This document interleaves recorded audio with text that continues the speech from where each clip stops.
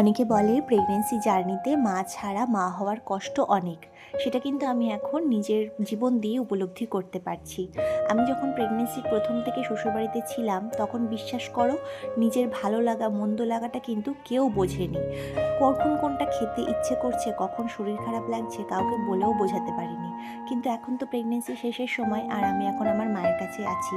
তো মাকে কিন্তু না বলতেও সবটা বুঝে যায়। কখন কোনটা আমার খেতে ভালো লাগে সেটা কিন্তু মা নিজে থেকেই বানিয়ে দেয়। তাই সত্যি যারা যারা প্রেগনেন্সিতে মা ছাড়া মা হয়েছো তাদের কষ্টটা অনেক। তো হ্যালো এভরিওয়ান, আর একটা মিনি ব্লগে তোমাদেরকে অসংখ্য ভালোবাসা জানাচ্ছি আর অনেক অনেক অনেক স্বাগত।